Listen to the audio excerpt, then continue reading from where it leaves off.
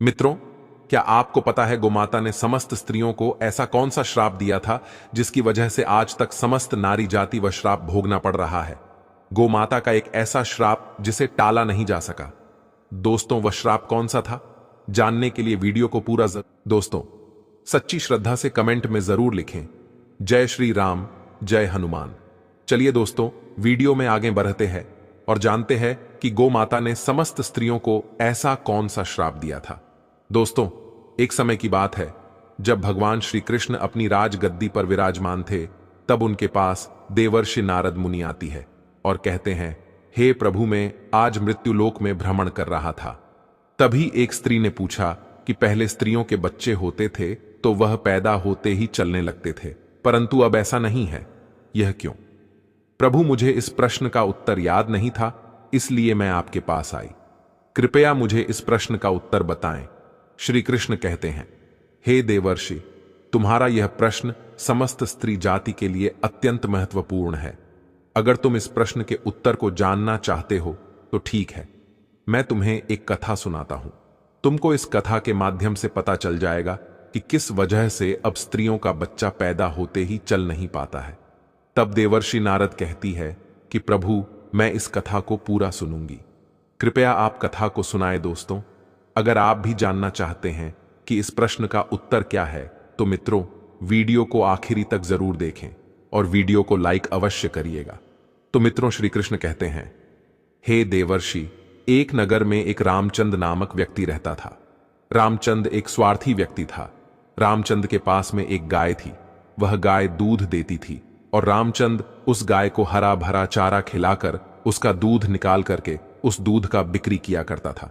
रामचंद गाय का दूध खुद भी पीता था और अपने परिवार वालों को भी पिलाता था। गाय के दूध की वजह से ही रामचंद अपने घर की दिनचर्या चलाता था। रामचंद का समय इसी तरह से व्यतीत हो रहा था। कुछ दिनों के बाद एक समय ऐसा आया कि जब रामचंद को गाय ने दूध देना बंद कर दिया। जैसे ही गाय ने दूध देना बंद कर दिया तो इधर रामचंद ने उस गाय को चारा डालना बंद कर दिया। और एक दिन ऐसा आ गया कि उस दिन रामचंद ने गाय को बहुत मारा पीटा और उसने उस गाय को घर से ले जाकर जंगल में छोड़ दिया। अब वह गाय बेचारी अकेली पड़ गई। बेचारी अकेली जंगल में इधर उधर घूमती फिरती है और एक दिन जंगल में बने एक मंदिर के पास में पहुंचती है और भगवान से विनती करते हुए कहती है, हे भगवान, मैं आपसे यह नीति करती हूं कि हमें गाय की योनि में डालकर कितना गलत काम किया है। श्री कृष्ण कहते हैं, ही देवर्षि, वह गाय कहती है, देखिए, जो आपकी 84 लाख योनियों में सर्वश्रेष्ठ योनि मानव की है, वह कितना पाप और कितना दुष्कर्म करता है। वह गाय आगे कहती है, जब तक मैं दूध देती रही तब तक उस व्यक्ति ने मुझे अपने घर पर रखा, हरा भरा चारा खिलाया। जैसे ही मैंने दूध देना बंद कर दिया, उसके बाद में उसने मुझे चारा भी नहीं डाला। इतना ही नहीं, उसने तो मुझे घर से बाहर ही निकाल दिया। अब मैं इधर उधर भटक रही हूं। अब जंगल में चारा खा खा करके, जंगल में घास खा करके मैं अपने पेट को भरती हो। हे भगवान, आपने जो सर्वश्रेष्ठ योनि बनाई है, यह तो कितनी स्वार्थी और लालची योनि है। श्री कृष्ण कहते हैं कि ही देवर्षि नारद, धीरे धीरे समय व्यतीत होता चला गया। गाय बेचारी इधर उधर भटकती रही। जब भी वह गाय रामचंद के द्वार पर आ जाती है तो रामचंद ने लाठी लेकर के उस गाय को जंगल की तरफ, खेतों की तरफ भागा करके आता है। श्री कृष्ण कहते हैं, ही देवश्री, धीरे धीरे जब वह गाय एक दिन गर्भवती हो जाती है तो अब जैसे ही 3-4 महीने का गर्भ हुआ है तो उसी जंगल से एक स्त्री गुजर रही थी। उस स्त्री ने जैसे ही उस गाय को देखा, उसने मन में सोचा कि यह गाय तो गर्भवती है, मैं एक काम करती है, इस गाय को मैं पाल लेती हूं। जब इसका बच्चा हो जाएगा तो यही जाए मुझे दूध देने लगेगी, तब मैं इसका दूध खुद भी होंगी और साथ ही अपने परिवार वालों को भी पिलागी और बिक्री भी करूंगी। लेकिन जैसे ही वह स्त्री उस गाय को पकड़ने के लिए अपने पति को बुलाने के लिए जाती है और जब तक उसका पति वहां पर आता है तब तक वह गाय वहां से चली जाती है।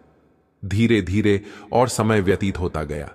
श्री कृष्ण कहते हैं, हे देवर्षि, जब उस गाय के प्रसव का समय नजदीक आ गया तब वह एकांत जंगल में सुरक्षित जगह पर जाकर के उस गाय ने एक बछड़े को जन्म दिया। श्री कृष्ण कहते हैं कि ही देवर्षि, प्रसव के कुछ समय बाद वहीं स्त्री उसी जंगल में घास काटने के लिए गई हुई थी। जैसे ही उसने दूर से देखा कि एक गाय ने अपना बच्चा जन्म दिया हुआ है, तब वह स्त्री उसके पास गई और उसने ध्यान से उस गाय को देखा तो बोली कि अरे, यह तो वही गाय है, इस गाय ने तो बछड़ा दे ही दिया। चलो, अच्छा हुआ। वह स्त्री सोचती है, अब मैं इस गाय को पकड़कर अपने घर पर अवश्य ले जाऊंगी। जैसे ही वह स्त्री उस गाय के पास से अपने पति को बुलाने के लिए जाने लगती है, तभी गाय ने उसी समय उस स्त्री से कहती है, बहन, आज तुम हमारे ऊपर एक परोपकार कर दो। यह मेंढरा जो बच्चा है, यह पीछे पड़ा हुआ है, इसे उठाकर कि तुम मेरी गर्दन के ऊपर रख दो। मैं अपने बच्चे को लेकर की किसी सुरक्षित जगह पर चली जाऊंगी, क्योंकि यह मेरा बच्चा 8 महीने बाद चलने लायक हो पाएगा, 8 महीने बाद अपने पैरों पर चलेगा। श्री कृष्ण कहते हैं, ही देवर्षि नारद जैसा अब भी है, ऐसा पहले नहीं था। पहले गाय का बच्चा 8 महीने के बाद ही अपने पैरों पर चलने लायक हुआ करता था। श्री कृष्ण कहते हैं, हे देवर्षि, लेकिन जैसे ही उस स्त्री ने गाय की बात सुनी तो बहुत बहुत जोर जोर से हंसने लगी और कहने लगी, तुम्हारा बच्चा इतना गंदा है, इतनी गंदगी में पड़ा है, मैं तुम्हारे बच्चे को उठा करके तुम्हारे कंधे पर क्यों रखूं? मैं तुम्हारे ऊपर यह परोपकार क्यों करूं? जैसे ही उस स्त्री ने उस गाय का बहुत मजाक बनाया, उस समय गाय बेचारी असहाय थी, वह अपने बच्चे को उठा नहीं सकती थी। श्री कृष्ण कहते हैं कि हे देवर्षि, उसी समय दुखी होकर कि गाय ने श्राप दे दिया।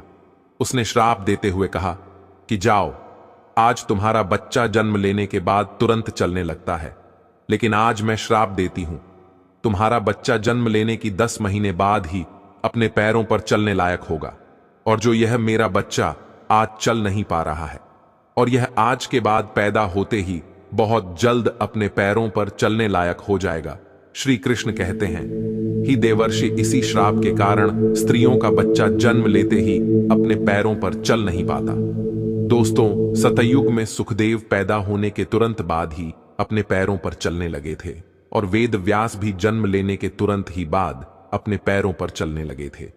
यह बात तो सतयुग की थी, लेकिन कलयुग में ऐसा नहीं है। कलयुग में बच्चे को अपने पैरों पर चलने के लिए कम से कम 9 से 10 महीने लग जाते।